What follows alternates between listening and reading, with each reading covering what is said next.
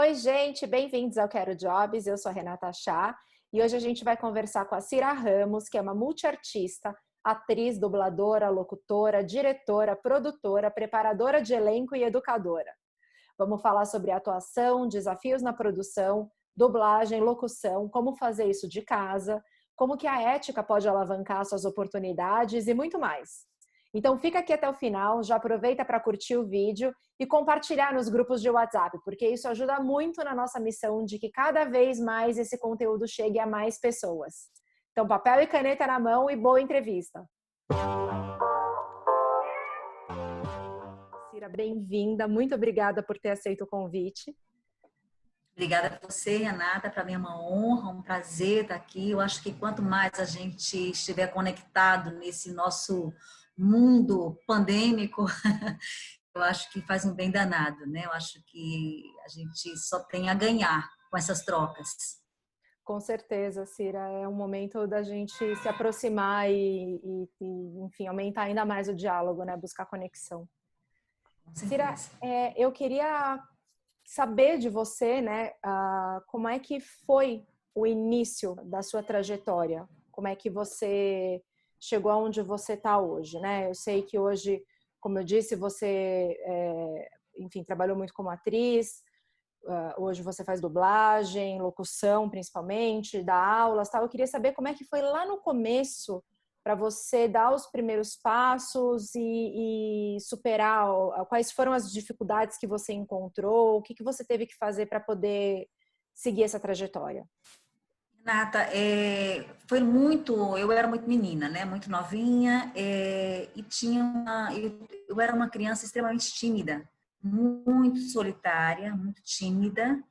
E eu sentia que tinha era um mundo, um universo na minha cabeça o tempo todo. E para tentar minimizar a minha timidez, soube tinha um teste para um papel, uma peça infantil que estava acontecendo, nessa época eu morava em Goiânia, e eu resolvi me inscrever sem nem contar para ninguém. Mas, por mais que eu já adorasse, gostasse muito de cinema, gostasse de teatro, acho que lá no íntimo eu tinha, assim, essa coisa da arte, mas eu não tinha isso ainda, não tinha a compreensão do que era isso, né? Então, foi assim, acho que eu fui fazer esse teste meio que para testar a minha timidez e para tentar me entender enquanto pessoa, embora eu fosse muito novinha. Acabei indo, passei, comecei a fazer teatro de uma forma muito amadora e com uma visão bem infantil do que era. Eu me divertia, era divertido. Naquele universo eu me sentia à vontade, comecei a me sentir à vontade com aquelas pessoas, nos ensaios, até que veio a estreia. A gente se deparou com o público. E aquilo foi tão mágico para mim, aquilo foi tão intenso, né? Assim, perceber que as pessoas, aquilo que eu dizia, acreditavam. Então, assim, as pessoas, o olhar da plateia, o aplauso no final, aquilo mexeu comigo de uma maneira muito intensa. Continuei fazendo teatro, mas fazendo, porque era uma peça atrás da outra, não a menininha que fazia, a personagem menininha, era a menininha. E fui, mas nunca parei para dizer sim. Mas o que é isso? Eu quero isso para minha vida? Não quero. Na época do vestibular, 17 para 18 anos, eu tive que definir alguma coisa e minha família me impressionou muito porque não havia referência na minha família de artistas. Então, o teatro era visto lá em casa como uma coisa passageira, como tá brincando, né? É uma brincadeira para ela. E eu acabei, até para uma pressão familiar e para uma pressão com o futuro, eu optei em fazer um vestibular para administração de empresas. Nada a ver com teatro. Já morando em Recife, as oportunidades no teatro foram se abrindo de tal maneira, e uma coisa levava a outra, até que eu percebi, entre faculdade e o teatro, que eu não conseguia ser feliz sem estar no palco. Eu poderia até fazer qualquer outra coisa profissionalmente, contanto que aquela minha felicidade não fosse tirada. Uhum. Aquele meu momento de todo o processo de ensaio, que geralmente são processos muitas vezes dolorosos, aquilo me alimentava e era um combustível, coisa que eu fizesse na vida, né? Eu podia estar passando por dificuldades, tristezas, rompimentos de namoro, o que fosse, mas eu sabia que eu ia ter ensaio à noite. Eu sabia que no dia seguinte eu teria outro ensaio, eu sabia que no fim de semana eu teria espetáculo. Então, aquilo me... Então, acho que o teatro me salvou, ser atriz me salvou de ser uma pessoa muito infeliz, me salvou de ser uma pessoa tímida, me salvou de ser uma pessoa medíocre, me salvou de ser uma pessoa pequena. Não que eu não seja, acho que eu não sou grande, mas assim, eu acho que o teatro me fez tão bem que depois de 40 anos, em 2018 eu fiz 40 anos de teatro.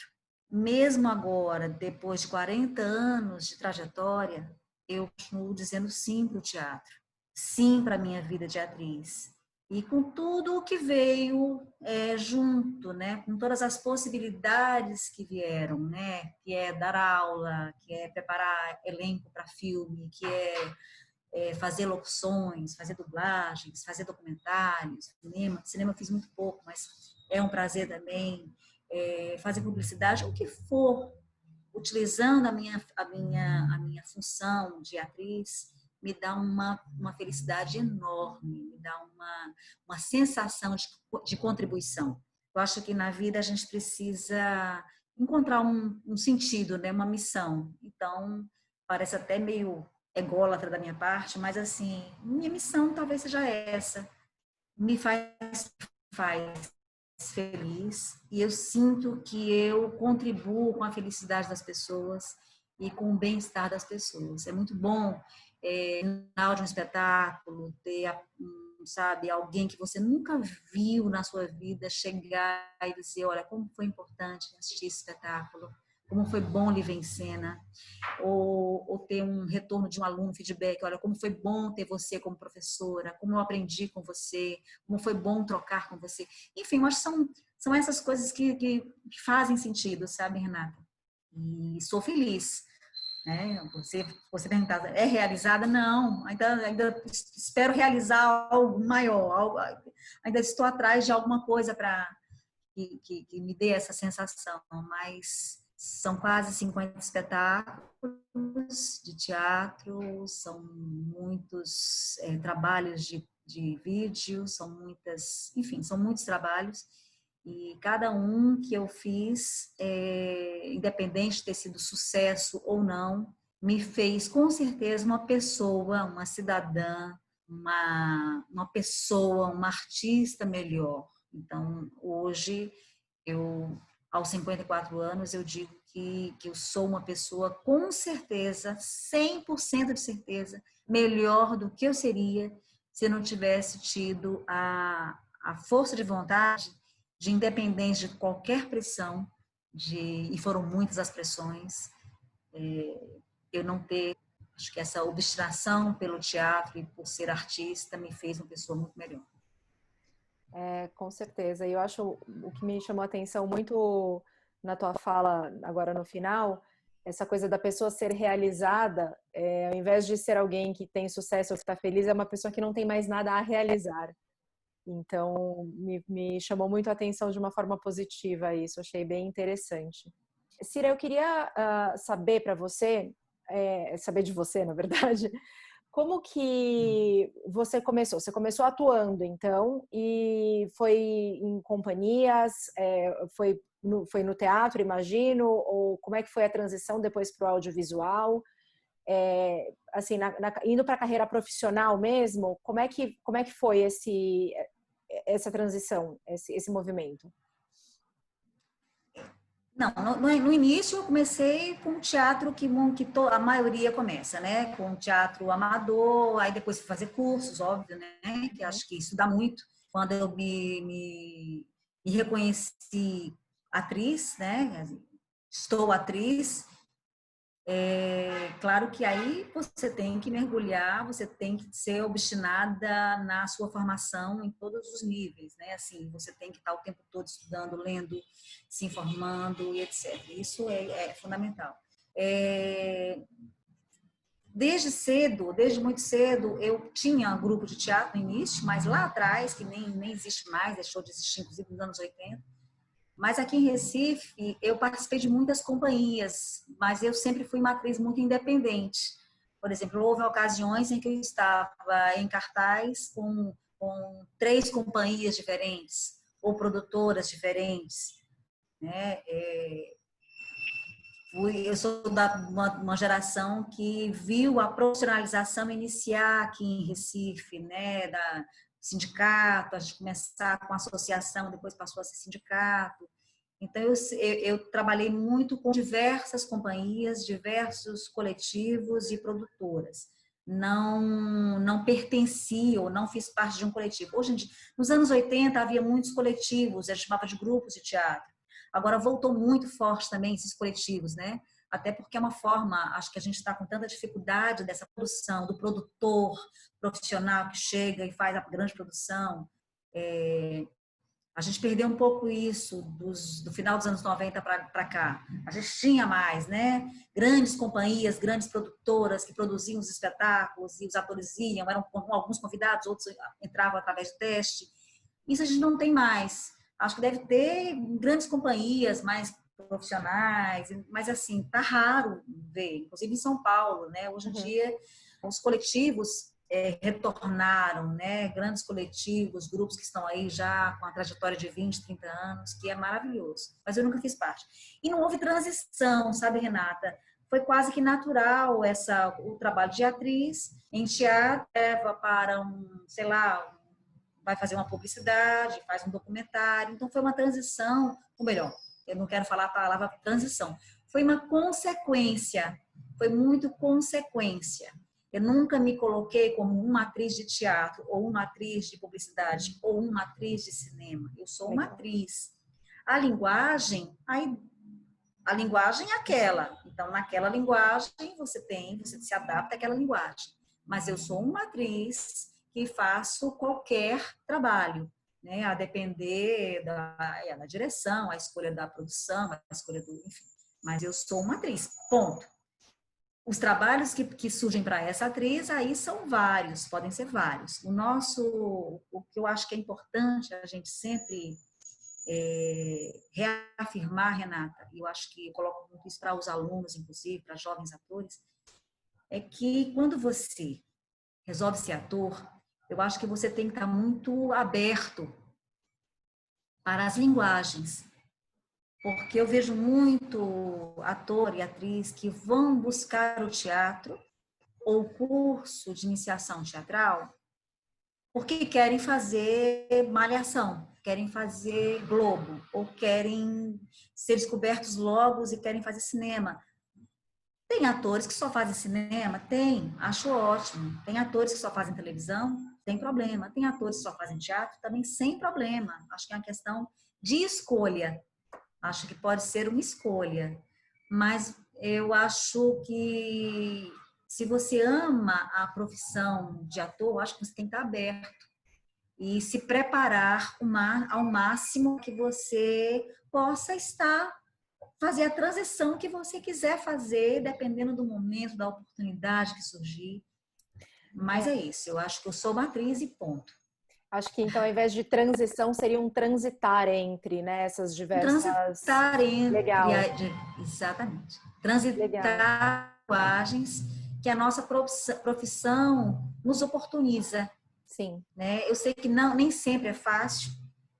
Eu sei também que a gente às vezes tem uma certa dificuldade em saber como entra naquele nicho específico. Pois é. Né?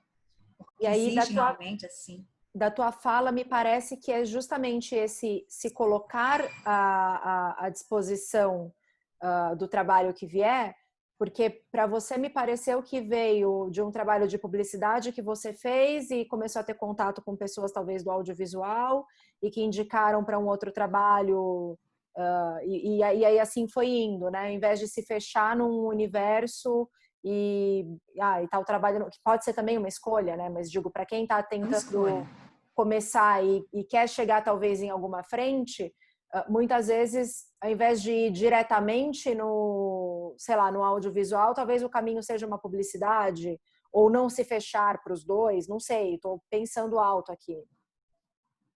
Acho que não, no meu caso específico, aí eu posso falar da minha experiência, Renata, que cada um tem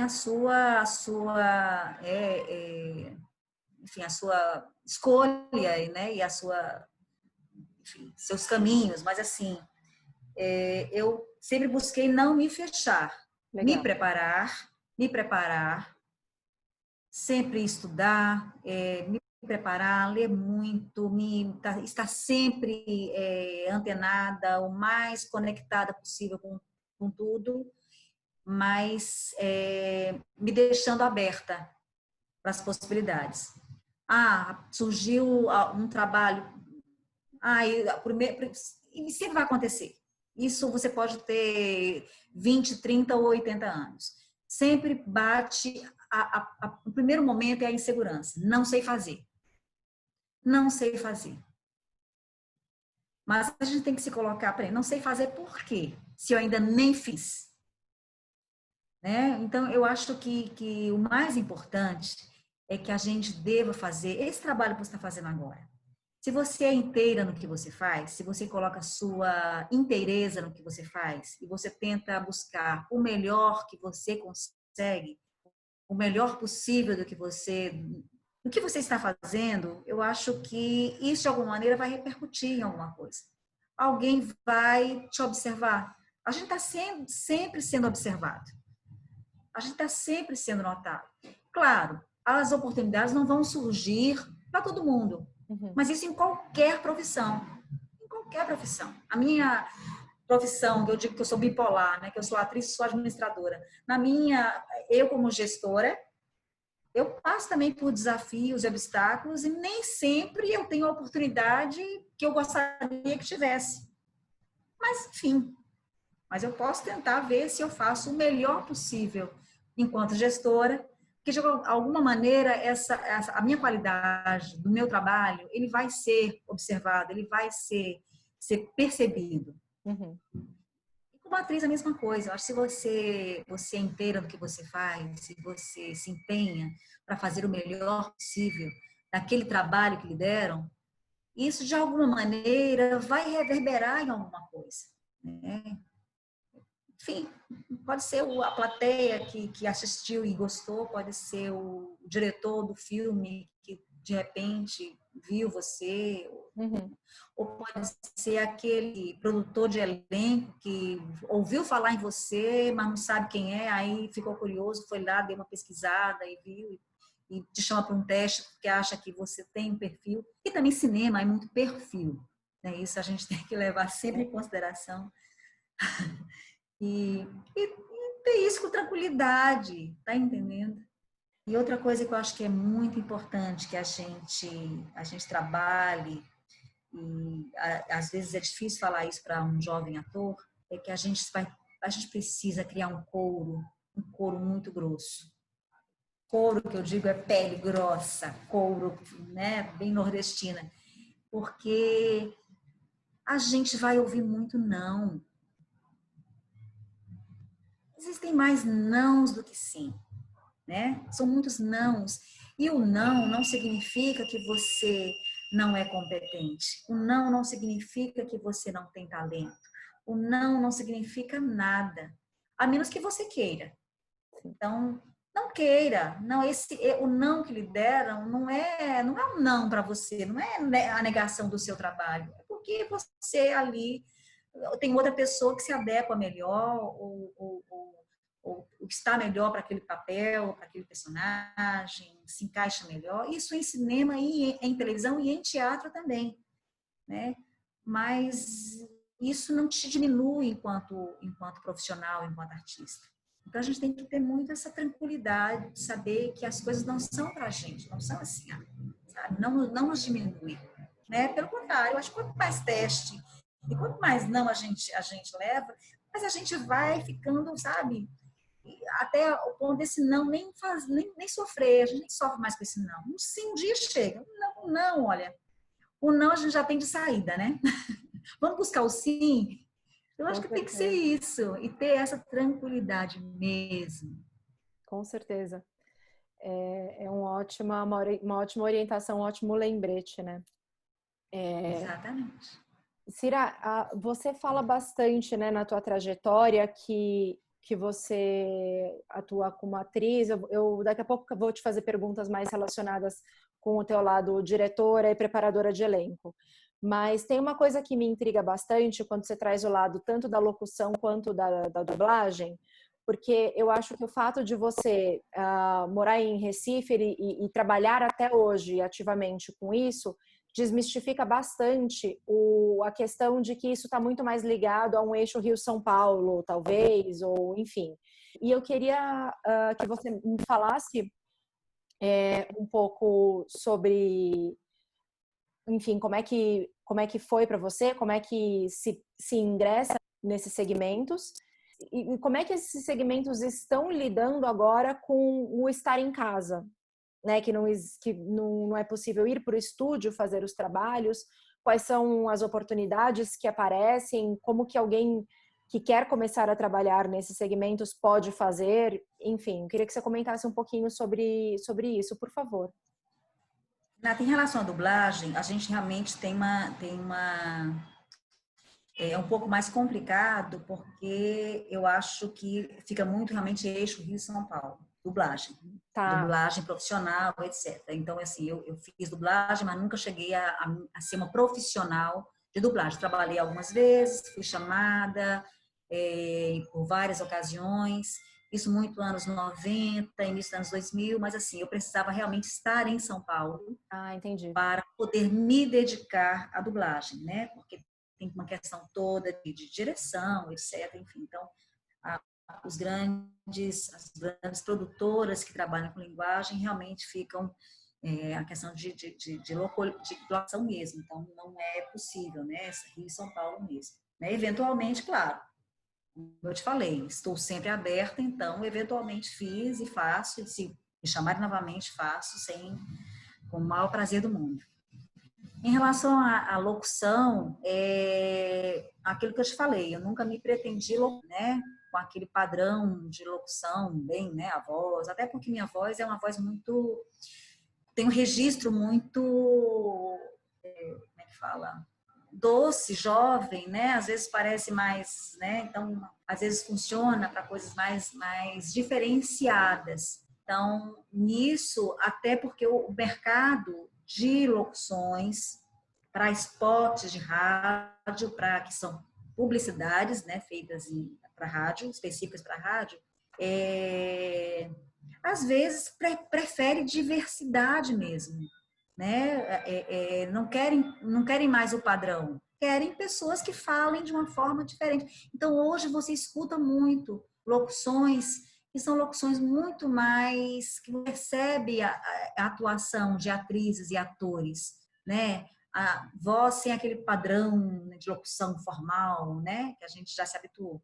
Então esse nicho ele é importante você buscar, por exemplo, na sua cidade, produtoras de áudio, né? Buscar, existe também a Voz Brasil.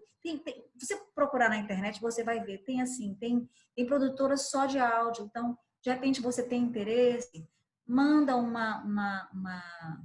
teste, uma locução, faz uma locução de um texto interessante, manda para que as pessoas escutem e de repente surge trabalho assim. Para mim surgiu dessa forma, mas muito ligado a meu trabalho de atriz e que fui levada, fui chamada para a locução. E hoje em dia, muito antes do teatro, para esse mercado de rádio, de spot, a gente já está há mais tempo gravando em casa. Todo mundo hoje tem a possibilidade de gravar em casa, claro, assim. Lógico, se você tiver um bom microfone, tiver um mini estúdio em casa, ou né, um home studio, ótimo. Mas não é a realidade de muitos. Então, você busca soluções. Eu vou dizer aqui uma coisa bem absurda, mas fica como o programa, o que você está falando é mais com relação ao nosso universo de atrizes. Eu vou dizer uma coisa bem absurda, mas olha, eu já fiz locução colocando o microfone dentro do guarda-roupa. Olha só. Por falta de... Era uma urgência, eu não tinha como me locomover, como me deslocar para estúdio. Fiz e deu certo. As próprias roupas fazem o... Vou me O matar, viu, isolamento Renata? acústico. Você... Não, tudo bem. Gente, é dica. já diminui, porque né, qual o problema de você fazer locução em casa? Você tem que buscar um ambiente que você não tenha interferência de barulhos, né? Numa cidade grande é complicado, que você tem buzina. Agora mesmo estou conversando com você e ouvindo aqui buzina. É buzina, é briga, confusão. Então, você tem que buscar um lugar que seja o mais silencioso possível e você tem que melhorar a acústica para não ter reverb, não ter, sabe, esse som metálico. Enfim. Às vezes, você põe um microfonezinho dentro do guarda-roupa, funciona lindo. Eu amei Então, essa dica. Então, a gente vai buscando, claro que, lógico, que ideia é você ter, e hoje em dia é fácil você ter aquelas cabinezinhas, mini cabines, ter um microfonezinho legal. Tem alguns smartphones e iPhones que tem o som perfeito, você grava ali, já manda, já edita, já tá tudo resolvido. Então, hoje, em pleno século XXI, 2020, o ano que deve ser cancelado, nós temos muitas opções, muitas possibilidades, muitas ferramentas a gente desenvolver o nosso trabalho de uma forma profissional e de qualidade, com qualidade. Não estou dizendo que a gente vai fazer, eu falei dessa ideia do microfone no guarda-roupa, não estou dizendo com isso que eu estou diminuindo o trabalho ou dizendo que ele foi menos profissional. Não, ele passou, foi aprovado, foi correto, foi para a rádio, tudo beleza. Tá entendendo? Mas ninguém que está ouvindo imagina que estava dentro de um guarda-roupa gravando uma locução. Então, a gente tem que ser criativo, Renata, em tudo. Em tudo a gente tem que acionar o nosso lado criativo e a gente consegue dar conta e vai-se embora. É feito... Se você vai para os bastidores de qualquer VT publicitário que tem de fita banana pegando a roupa, ou que tem de clipe, não sei o quê, e na frente está tudo lindo, a maquiagem perfeita, só Deus sabe o quanto está ali suando. É isso, né? Uma coisa é a expectativa e outra é a realidade. Sempre. E a gente tem que ter muito jogo de cintura e muita criatividade, meu amor, porque, olha, é por aí, viu? Simbora. Espero que não me massacrem com o que eu contei para você, mas é um segredinho só nosso. Imagina, Tá? foi um jeito de você manter a qualidade profissional. É isso, é trabalhar com o material que a gente tem, né, jogar com as cartas que a gente tem na mão. Falando em barulho, aqui a moto que passa, tá tudo certo. Não, e faz parte, é isso mesmo. Faz, total. Falando, né, nessa necessidade de criatividade e adaptação, eu queria saber, do teu lado produtora, quais são os grandes desafios de uma produção? Assim, quem quer produzir algo, por onde começar? Quais são os grandes desafios ou que você já encontrou, que você vê hoje? Vamos falar um pouco sobre isso. O grande, acho que para mim, pelo menos, Renata, o grande desafio ele é ligado à administração, é administrar esse negócio, porque quando você pensa em produzir, você tem que pensar que é um produto. Uhum. Você vai, né? É um produto que merece ter uma qualidade artística imensa, mas é um produto que você vai administrar, né? Com todos os problemas possíveis e inimagináveis. Então, você vai ter que ter dinheiro, vai ter que ter recursos. Isso se for uma produção, que também a gente pode produzir sem dinheiro. Mas assim, se for uma produção que você quer uma produção profissional, com todos os profissionais envolvidos, recebendo valores correspondentes ao mercado, os valores praticados, os valores que os profissionais envolvidos merecem, até pela trajetória. Então, assim, você tem que primeiro ter esse recurso, né? Aí a gente vai, enfim, tem mil possibilidades. Existem a possibilidade de atrás de uma questão mecenas, que hoje é mais difícil, mas a gente vai atrás de leis de incentivo à cultura, né? A gente tem a Lei Rouanet, que está mudando de nome, enfim, não sei como é que vai ser isso agora, e não sei como é que vai ficar essas mudanças, né? Com fim de Ministério da Cultura, e não quero entrar nessa seara, não. Não sei como é que vai ficar, mas é uma ferramenta importantíssima para a produção de teatro, de cinema, mas vamos falar especificamente de teatro. É uma ferramenta importantíssima, né? A gente conseguir recursos através da Lei Rouanet. Porque há muitos anos atrás, né, quando eu fazia teatro, a gente tinha uma facilidade de terem patrocínios diretos, as pessoas haviam mecenas, as pessoas patrocinavam muito teatro. Ou então você conseguia vender com a sua boneca de programa, né? Você fazia uma boneca do seu programa, o programa do espetáculo, e você vendia espaços ali. Você vendia espaços. Isso você começava a produção bem antes. Então, você vendia esses espaços publicitários e você conseguia os recursos necessários para levantar uma produção e pagar a equipe, etc. Havíamos também uma outra realidade no Brasil, que as pessoas iam muito a teatro, né? Então, a gente tinha público, né? E quando o espetáculo fazia muito sucesso, a gente tinha casa cheia, etc. Então, a própria bilheteria também facilitava essa sensação de profissionalismo, né? Porque todo mundo era bem pago, enfim.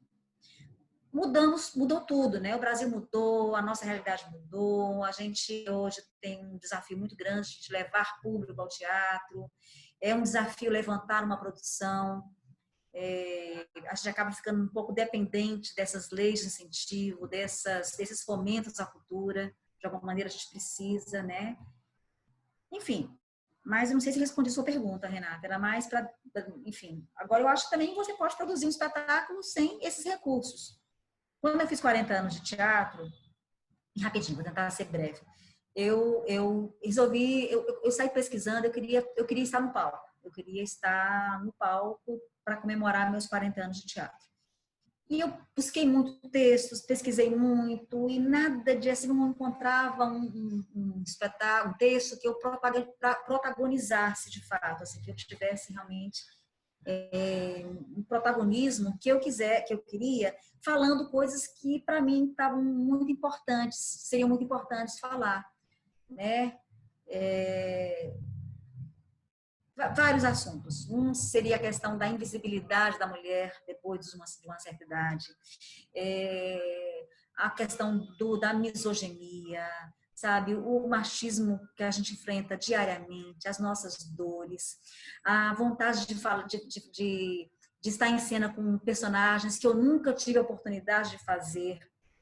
Dou um exemplo. Eu sempre sonhei em fazer Blanche de Bois, um bom chamado Desejo. Sim, sim. Eu tenho 1,50 m. Eu sou uma pessoa pequena. Eu sempre, como se imagina, Blanche, aquela. Sempre tive vontade de fazer, sei lá, Antígona. Antígona, montar um espetáculo, Antígona, não sei como vai ter público. Então, assim, aí eu não encontrava nada, aí o que eu fiz? Eu escrevi um texto.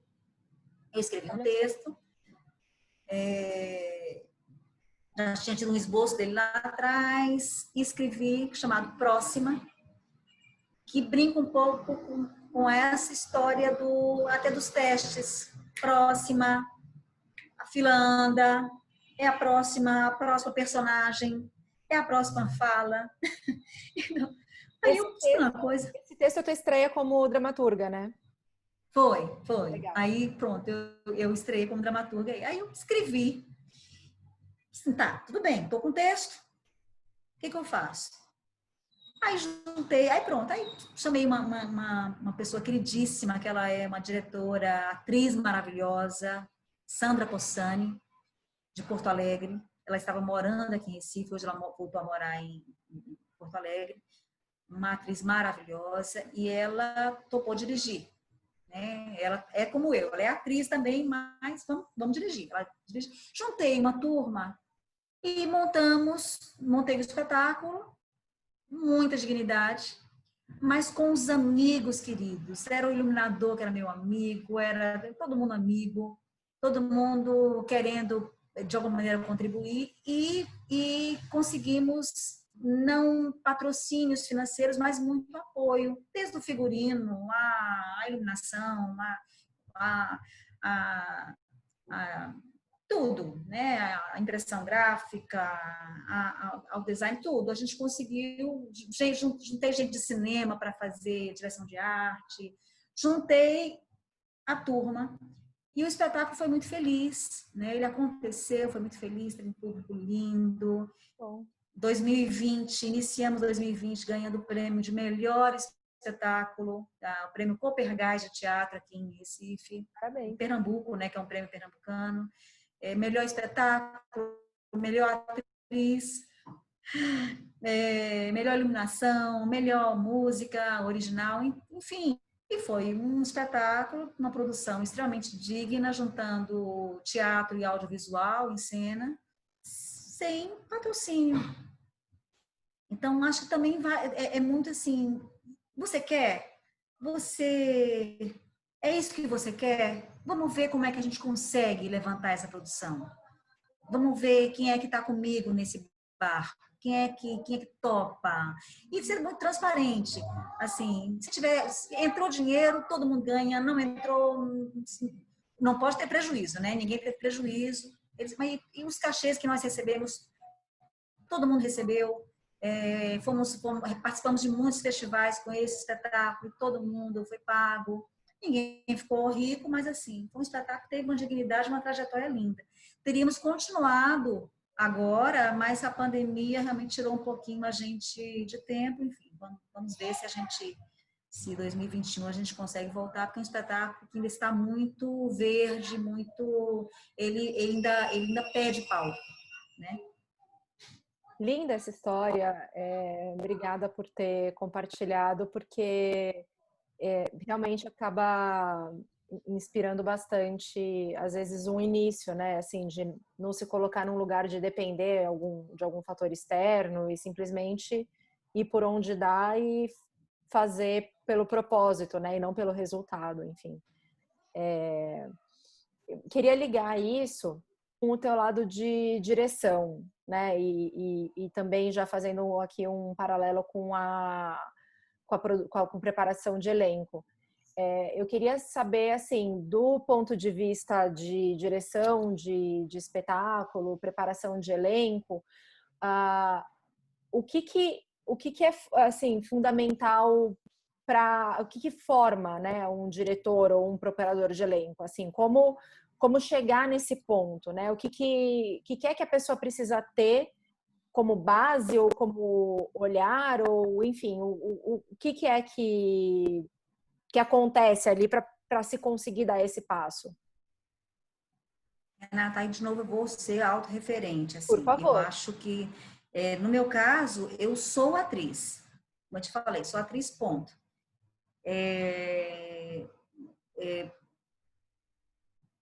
Não tem nem assim, me tornei diretora. Não, eu acho que eu me tornei diretora por uma necessidade, assim como eu me tornei uma autora por necessidade. Tá. Né? Eu precisava ser protagonista da minha vida.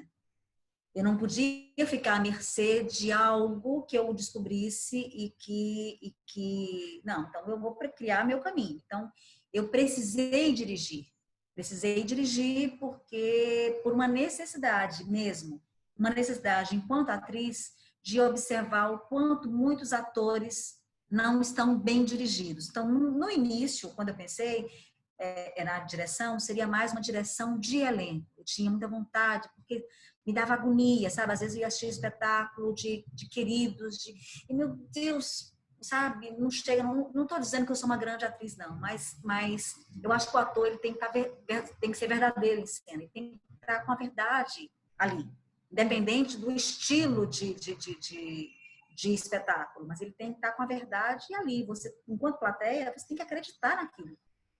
Né? Você chegou ali, você quer ver aquela história e você tem que acreditar naquela história. Por mais que você saiba que ali é teatro, mas você tem que acreditar. Então, me perturba um pouco quando eu não sinto os atores completamente inteiros em cena e presentes em cena. Presentes.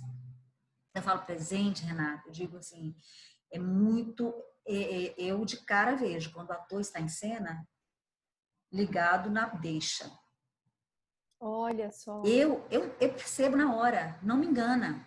Então, essa necessidade de sacudir foi o que me levou a dirigir. Que eu comecei primeiro como diretor, querendo ser diretora de ator, E porque eu sou atriz. como que você percebe se o ator ele está realmente presente em cena?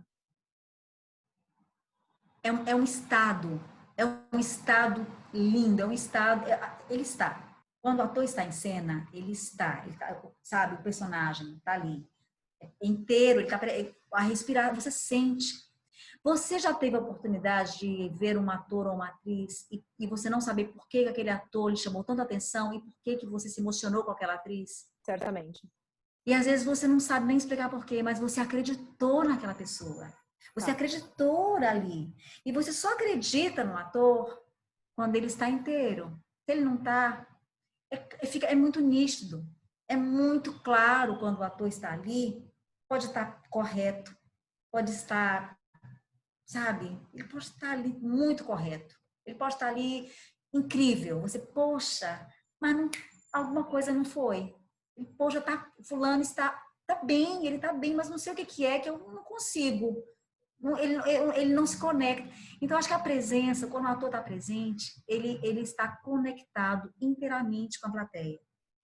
Há uma troca, há uma energia trocada que ela é incrível, né? E eu digo isso porque é muito comum o ator estar em cena e não estar totalmente presente. Principalmente quando o ator está mais preocupado em fazer bonito, em estar bem, do que em ser inteiro. Eu acho que é só isso, sabe, Renata? Eu acho que quando você resolve abraçar essa profissão, é importante você estar inteira nessa profissão. Se você está no palco, você tem que estar inteira no palco. Não confundir com algumas pessoas que até, sabe, é como se você recebesse. Não, não tem que receber nada. Quando eu digo que você está inteira ali, é que você, um refletor queimou na sua cabeça, você está vendo sim. Não faça de conta que você não está vendo. Aconteceu.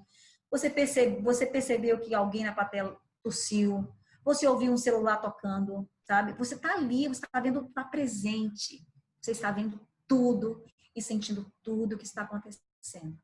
Aí você pode perceber que você, sabe, o seu domínio é total, sabe? O seu domínio do que você está fazendo ali é total, porque você está inteira ali. Você não está com a cabeça em outro lugar. Você não está preocupada com não esquecer o texto. Você não está preocupada com a deixa, que a deixa atrasou e agora. Não, você está ali. Porque a deixa, se você está contracenando, enfim, a fala vem e você, espontaneamente, você responde. Porque você ouviu. Lindo Então demais. foi isso então isso foi que me levou a querer dirigir, porque eu tinha essa necessidade.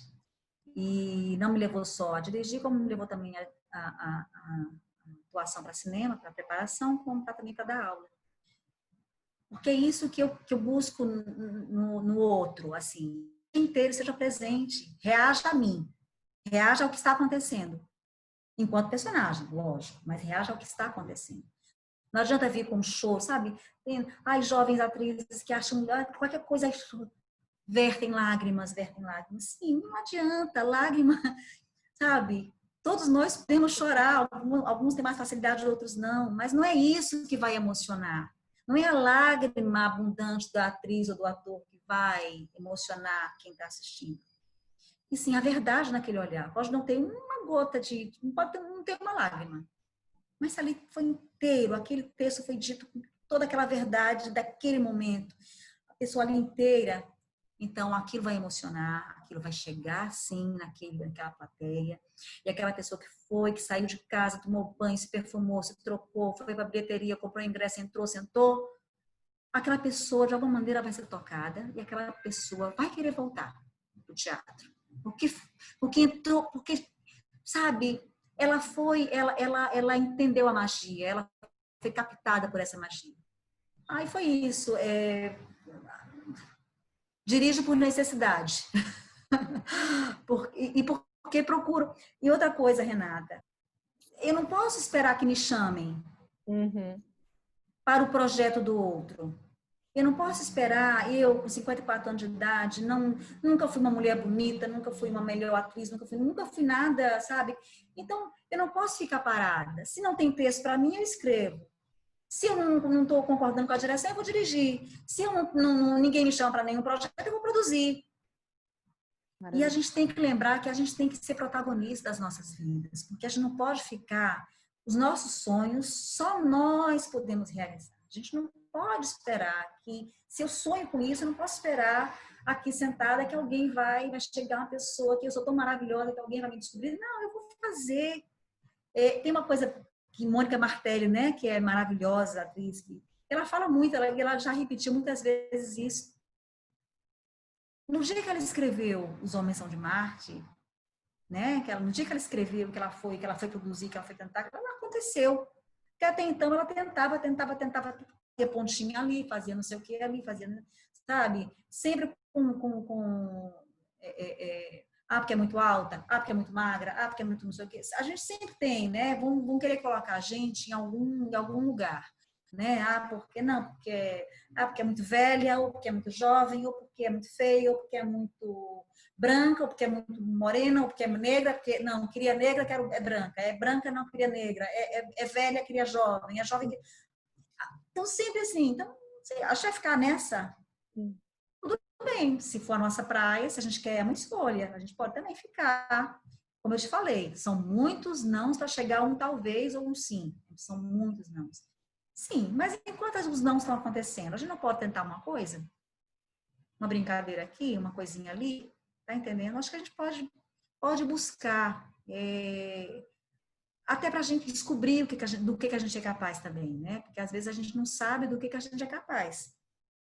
Fazendo, né? Fazendo a gente descobre, eita, olha só, eu não sabia que eu fazia isso. Não sei se faço bem ou se não faço bem, mas vou fazer. Aí fez o primeiro, faz o segundo. Foi legal aqui, deu resultado bom, vai fazer um outro. E por aí vai. Falei muito, não sei se eu respondi, Renata. Eu sou muito prolixa, né? E aqui pode falar o que quiser. Nossa. Imagina, eu tô aqui para te ouvir. A função é essa. Para quem busca embasamento teórico, né, para esse lado de direção, tem algum livro que pode ajudar nesse aspecto? Renata, são tantos. Eu acho que primeiro tem que estudar logo né? Estudar muito Stanislavski, estudar Grotowski, tem que ler muito, porque assim primeiro que assim, são fundamentais, né? Stanislavski foi fundamental para tudo que a gente fez no século 20 e 21. Então, não gosto. Não, pode não gostar, mas vai estudar, vai entender, vai mergulhar, depois você venha com a sua teoria, mas estude essa.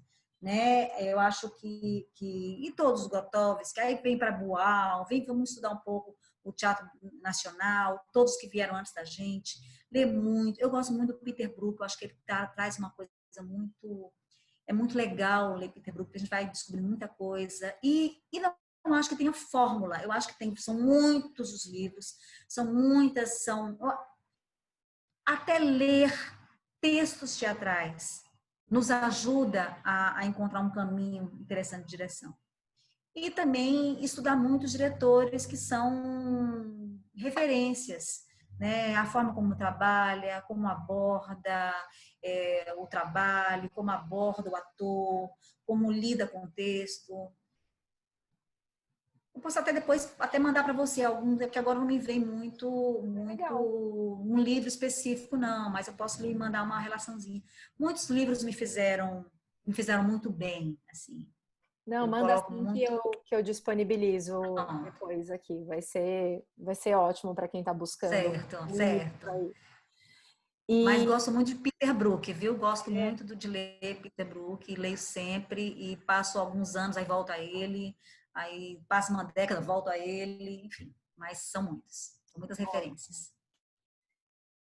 Cira, antes de eu ir aqui já ir para a última pergunta, eu queria saber assim do teu lado educadora, né? Você tem um trabalho muito relacionado.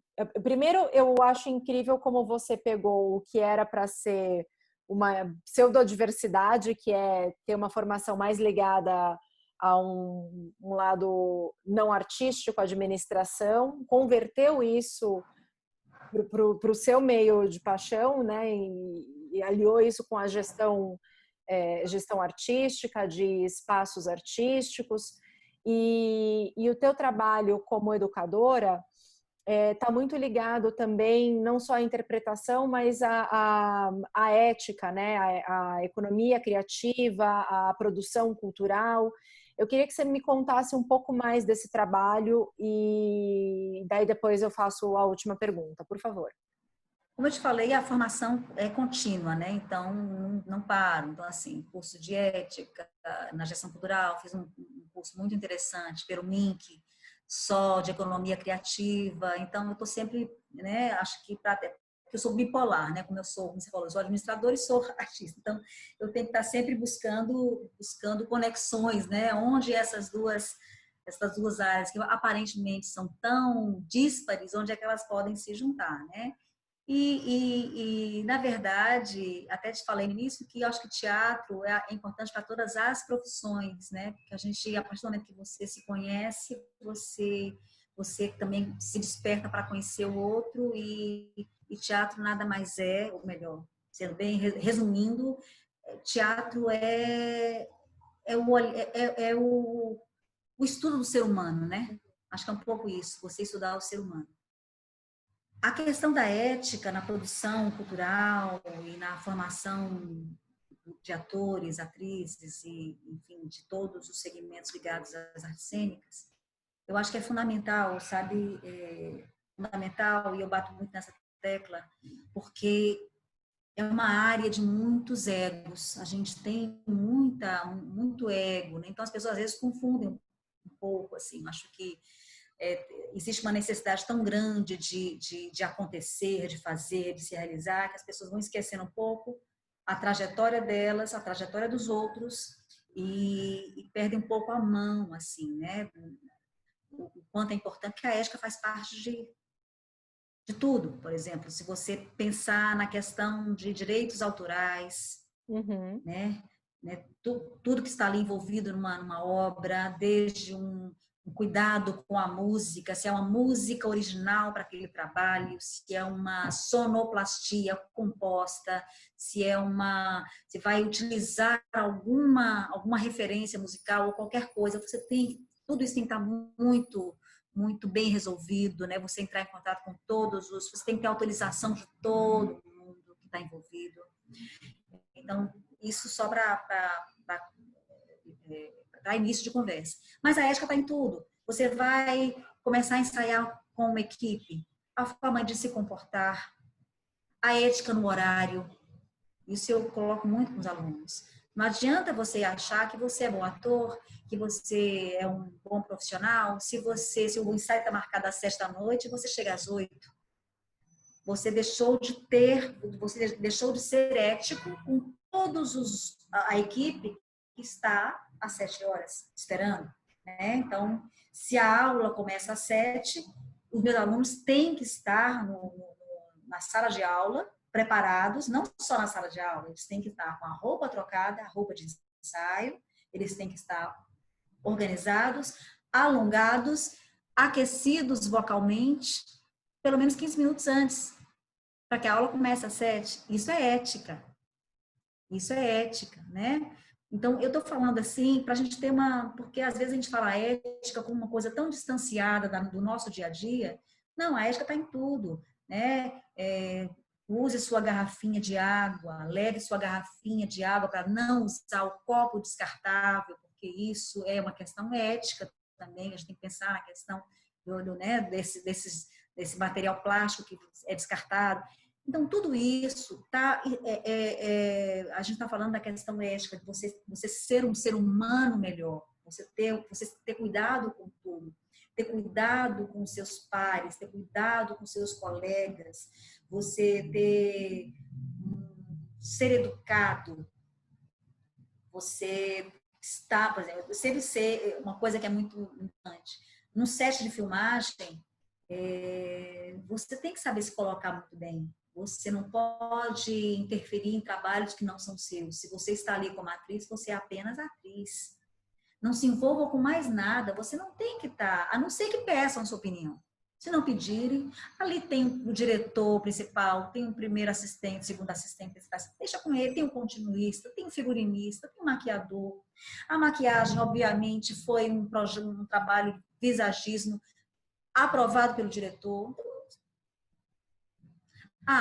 Se alguma coisa lhe incomodou, você tem que dizer lá atrás. Você não pode chegar na gravação, no set de gravação, com algum incômodo que você não resolveu lá atrás. E chegue sabendo o texto. Tá entendendo? Então, assim, tudo é ética. Você não pode chegar num set de gravação sem que o texto esteja absolutamente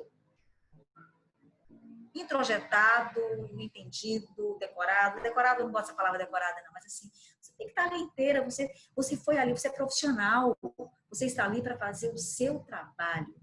Não interessa se você está com dor de cabeça, se você teve um dia ruim, se você... Não interessa, você está aí para fazer o seu trabalho. Isso também no teatro. Você tem que chegar no teatro preparada para exercer a sua função. Pode ser ensaio, pode ser espetáculo, apresentação, etc. Trate bem do bilheteiro, ao porteiro, à camareira, todos os profissionais envolvidos naquele espaço que você está. Coisa de ator, achar que pode ser estrela da piti, ser antipático, é péssimo, né? Eu acho que não funciona. Eu digo que aqui em Recife, minha gente, Recife cabe numa Kombi. São Paulo cabe numa Kombi. Porque todo mundo, em algum momento, que está atuando, que está trabalhando, vai se cruzar em algum momento. Ou a sua fama vai percorrer os ambientes, né? Se você está num set de publicidade, trate muito bem a pessoa do áudio, trate muitíssimo bem o cameraman, trate muitíssimo bem o maquiador que fez a maquiagem. Trate todos com muita ética, com muita correção, com muito profissionalismo. Todos ali são profissionais qualificados e estão ali para o produto, para que você possa realizar bem o produto. Então, você como ator, como atriz, você tem que, a ética está em tudo. Desde como você toma um cafezinho, como você descarta o copinho do café, a tudo. E para os alunos isso, acho que eu converso muito com eles sobre a questão geral de uma produção teatral, desde a questão de fomento à cultura, de como elaborar um projeto, como elabora-se esse projeto, como esse projeto pode ir para várias possibilidades de fomento, como é que seria isso, depois de aprovado, como é que funciona, como é que você pode, né, a questão de prestação de contas, de organizar isso metodicamente em todas as fases de uma produção cultural, porque isso tem início, tem meio, tem fim. Você terminar uma produção cultural, terminar uma trajetória de um espetáculo, ele pode ficar 1 ano em cartaz, 2, 3, depende, né? Como eu te falei, o palco que chama o espetáculo. Tem espetáculos que já deu, tem espetáculos que ficam 10 anos em cartaz e o palco continua chamando. Mas você terminar essa sua trajetória com um gostinho de quero mais, com todo mundo feliz por ter participado daquele projeto, com mais amizades do que inimizades, com mais saudades do que, sabe, ai, que bom, do que alívios, mais saudades do que alívios. Então isso é ética. você ser uma profissional ética em todos os sentidos, com todos os profissionais envolvidos e ética com o público. Porque eu acho que aquilo que eu te falei, se eu resolvo assistir um espetáculo, compro meu ingresso através do Simpla ou qualquer outra plataforma, ou se eu saio de casa, tomo meu banho, visto uma roupa que eu acho que é uma roupa legal para aquele dia, faço uma maquiagenzinha para ficar bonitinha, pego meu carro, ou pego meu transporte público, ou pego meu Uber, vou para o teatro, comprei aquele ingresso. Outra coisa que eu ensino muito aos meus alunos, jamais peçam convites. Convite não se pede, né? Pelo contrário, se você pode pagar, mesmo que você pague meia, ou que você pague um ingresso amigo, pague, faça questão de pagar. Eu acho que isso também faz parte da ética profissional. Né? Você não pode querer que as pessoas, assim como você quer uma casa cheia, o seu colega também quer, então você não deve pedir ingresso, pedir convite, né? Você vai assistir e prestigie seus colegas, prestigie, vá para o teatro, prestigie a cadeia produtiva, pague-se. E seja ética com o público, no sentido de dê o seu melhor, né? Quem foi lá, quem está lá sentado na plateia, não quer saber se tem pouco público ou muito público, se ele, inclusive é um constrangimento para o público, às vezes, quando está lá e tem pouca gente na plateia, né? O público se sente constrangido. Então, mesmo que você faça o teatro para 10 pessoas, 15, acontece, pode acontecer, teatro acontece isso. Faça com que esse público fique à vontade, não se sinta constrangido. Olha só. Faça com que esse público que for lhe prestigiar o seu trabalho, se sinta absolutamente confortável. Faça ele se sentir feliz e faça esse espetáculo para ele. Olhe nos olhos dele, diga obrigado, porque eu estou fazendo para você. E você veio, você é o único na plateia, mas você veio. Como você é bacana, como você teve coragem de sair de casa com Netflix, Amazon Prime, com tanta... Você saiu de casa, você veio. Então, obrigada por você estar aqui. Faça o seu melhor para essa pessoa, para esse público de 5, de 10, de 15 ou de 500. Faça o seu melhor. Isso é ética profissional que a gente tem que ter. Nossa, Cira, fico até sem palavras depois que eu sou muito fã da ética, né? Assim, desde o meu primeiro professor que deu o texto Ética do Stanislavski para ler. E é uma coisa que eu busco ter comigo sempre. E eu acho inspirador demais te ouvir falar sobre isso, porque é realmente expandir o horizonte para além só da ética do trabalho em si, ou, enfim, uma coisa limitada, né? Realmente estar ligada com absolutamente tudo, né? E liga muito com o que você falou lá atrás, no começo da entrevista, de estar plenamente presente, né, em cena, seja no audiovisual ou no teatro, mas acho que no teatro essa questão tem uma outra importância justamente pelo que você trouxe, que a pessoa está presente ali, olhando ao vivo. É fascinante te ouvir falar sobre isso. Eu posso imaginar a sorte e o privilégio que os seus alunos têm de ter você como educadora, porque é realmente um tema que me é muito caro e eu acho que falar sobre isso é sempre fundamental. E Cira, encaminhando aqui para o final, não tenho como deixar de te perguntar qual é a sua visão, né, para o cenário artístico agora, não dá nem mais para falar tanto em pós-pandemia, né? Porque agora a gente já está começando a se acostumar um pouco com esse formato, uma coisa meio híbrida, ou enfim, como é que você vê isso? Se você acha que vai ter alguma grande mudança, digamos, quando sair a vacina e as pessoas voltarem para a rua, o impacto disso no teatro, no audiovisual? Qual é a tua visão com relação a isso? Renata, a gente tá assim, tem o desejo, né? Aquilo, tem uma expectativa, né? Um desejo, uma vontade que a gente tenha essa vacina logo e que tudo volte ao normal e que, sabe, assim, seria, a minha expectativa é que todo mundo esteja tão sedento, com tanta vontade, né, com tanta vontade de, sabe, de fluidos corporais, de estar no teatro, de ver desse ao vivo, que a gente tenha aí, de repente, um boom de público, de cinema lotado, de teatro lotado. Essa é a expectativa, eu posso sonhar. Agora, eu acho que a gente vai estender essa sensação de medo ainda por um bom tempo. A sensação que eu tenho, que a gente não vai, tudo vai voltar. Claro, a gente está vendo aí, de repente, uma flexibilização mínima que aconteceu, lotaram as praias, né? Lotaram as praias, Brasil afora, né? As pessoas estão como se não houvesse amanhã, né? Como se nada estivesse acontecendo também. Como se nada estivesse acontecendo. Então, assim, de duas uma, que fenômeno é esse, né? É porque as pessoas já estão, normalizaram as mortes, normalizaram esse momento.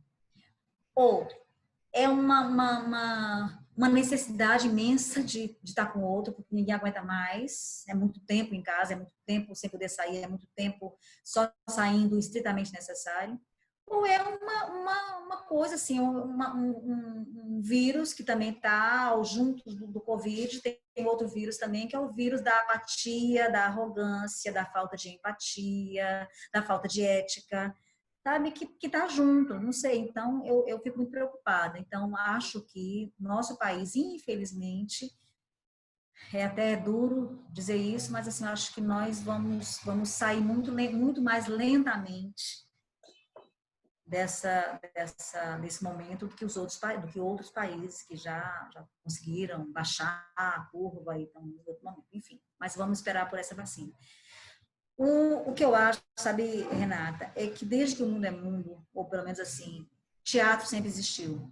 A arte é necessária. Ninguém consegue viver sem isso, né? Nós não conseguimos viver sem. Então a gente vai continuar. O teatro vai continuar. Eu acho que vão ter coisas novas que surgiram, né? Plataformas novas, ideias novas, teatro live no Instagram, não sei o quê, pelo Zoom, pelo Google Meet, pelo YouTube. São coisas novas que estão surgindo, mas que não vão tirar o teatro. Eu acho que agora a gente precisa estar aberto para adaptações, né? E se adaptando. Quem era Cira em janeiro, pensar que eu ia estar lidando com o Instagram como eu estou lidando hoje. Para mim, Instagram é uma coisa tão fora da minha realidade, sabe? YouTube era uma coisa tão fora da minha realidade, era coisa de youtuber, blogueiros. Instagram era para celebridades. Né? A gente está agora, o Instagram faz parte de, sabe, a gente está o tempo todo. E vai ter a live de fulano que eu vou ver. Sim. E a gente abraçou essas plataformas, a gente está abraçando por necessidade. E eu acho que sempre foi assim no mundo. Por necessidade, a gente se transforma. Por necessidade, a gente dá um passo adiante. Por necessidade, a gente muda o caminho. E sempre por necessidade, né? As demandas vão surgindo porque, ou melhor, os caminhos vão surgindo porque a demanda existe. A gente vai precisando. Então, é uma coisa que alimenta, né? Então, eu acho que o teatro nunca vai deixar de ser teatro. Ele vai continuar. A gente vai voltar. Aí, assim, pensar nos grandes espetáculos musicais, etc, etc.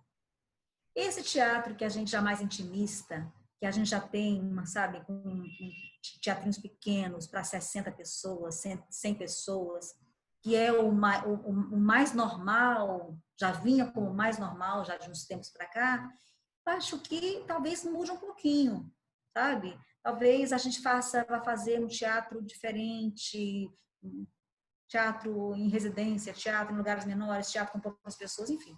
E utilizando essas possibilidades também de explorar caminhos, que é através de plataformas remotas. Eu tô achando, no início eu fiquei contra, hoje estou achando até, sabe, tá dando para brincar um pouquinho e vamos ver, assim. Estou com alguns projetinhos aqui, pensando, estou tentando, já dirigi um teatro live, já, e vamos embora, já a gente está buscando. Mas é isso, amada, eu acho que a gente está sempre em transformação. transformação, que bom que a gente não fica, né, engessado, a gente precisa estar se renovando, se conectando com o novo, e as transformações, elas vão surgir sempre na nossa vida a partir da nossa necessidade, né? A gente muda de profissão, porque a gente precisa, a gente se torna outra pessoa, porque a gente se torna um ser humano melhor por necessidade, né? Porque imagina, se a gente não se torna um ser humano melhor a cada dia, a gente fica insuportável, né? O que Então, se a resta? gente fica insuportável, ninguém aguenta a gente. Se ninguém aguenta a gente fica só. Então, ou a gente melhora, ou a gente se adapta, né? Aí a gente deixa para ser péssimo ser humano no nosso banheiro, sabe? A gente olha no espelho e fala um monte de atrocidades. Ah, porque aquele desgraçado no trânsito. Enfim, né? A gente é um ser humano, né? Como ser humano somos complexos, mas a gente tenta sempre mudar, se adaptar, transformar, inventar, ter criatividade. Então, nesse aspecto, se a gente pensar em algo positivo, não tem nada de positivo, viu? Essa pandemia, assim, foi péssima em todos os sentidos, né? A quantidade de mortes, enfim, isso nem se fala. Mas, assim, a gente necessitou buscar caminhos. Vai acontecer agora em setembro aquele festival bem interessante, né, no Teatro Por, né, em São Paulo, e com vários monólogos, enfim, que é um teatro diferente, que vai acontecer nos palcos, mas com câmeras, né, e sendo ao vivo. Enfim, tem coisas acontecendo, muitas ideias acontecendo, enfim, vamos aguardar e tentar ser o mais otimistas possíveis e seguir a vida. Cira, eu queria te agradecer muito pela nossa conversa, por essa troca. Como você disse, eu acho que só da gente tá aqui conversando já é algo importante de se fazer agora, né? Especialmente agora em tempos de isolamento e de confinamento, e ajuda a gente a expandir horizontes, a pensar junto e se inspirar. Então, muito obrigada por estar aqui com a gente hoje Ai, e por ter obrigada a você, Renata.